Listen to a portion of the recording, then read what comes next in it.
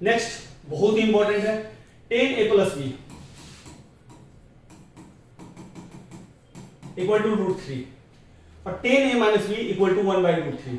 ए plus B जो है 0 और 90 के बीच में और 90 के बराबर भी हो सकता है और ए हमेशा बी से ग्रेटर है, बड़ा ही होगा। तो चलिए सबको देख लेते हैं।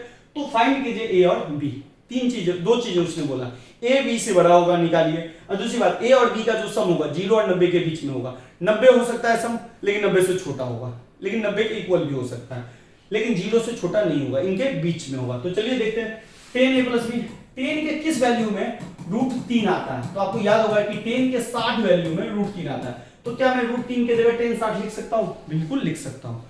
टेन इधर भी कैंसिल, लेकिन कैंसिल करेंगे, काट के नहीं करेंगे। एक 11th में पढ़िएगा इनवर्स लग जाता है, तो टेन कैंसिल, तो दिमाग में कैंसिल कर लीजिए। तो इधर बचेगा क्या? ए प्लस बी, इधर 10 कैंसिल 60 डिग्री, समीकरण 1। सेम इसको भी कीजिए, tan A minus B equal to 1/√3। ठीक है, अब इसको देखिए, टेन ए माइनस 10 में 1/√3 कब आता है? तो आपको ध्यान होगा 10 30, 10 कैंसिल, तो a minus B equal to 30 degree, समीकरण 2। चलिए दोनों समीकरण भी एक साथ लिख लीजिए, a plus B equal to 60, a minus B equal to 30। समीकरण 1 और 2, समीकरण 1 और 2 को जोड़ दीजिए।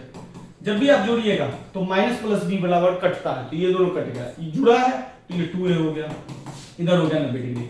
दिमाग नहीं लग रहा है तो सिंपल, इस वाले को इधर जोड़िए, इस वाले को इधर जोड़िए, तो जोड़िए तो a plus b plus a minus b, जुड़ गया, b भी कट गया, a 2a, समझे? तो इस तरह से जुड़ता है।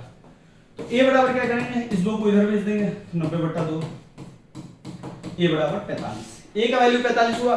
समीकरण 1 में या 2 में a का वैल्यू को पुट कीजिए, तो equation 1 put the value a equal to 45। तो भाई इक्वेशन 1 कितना है, a plus B equal to 60, तो a का वैल्यू हम डाल दे 45, तो b का निकालना है, तो b 45 इधर जाएगा, तो b बराबर होगा 60 माइनस 45, तो ये निकल गया आपका 15। a का वैल्यू निकला 45 और b का वैल्यू निकला 15।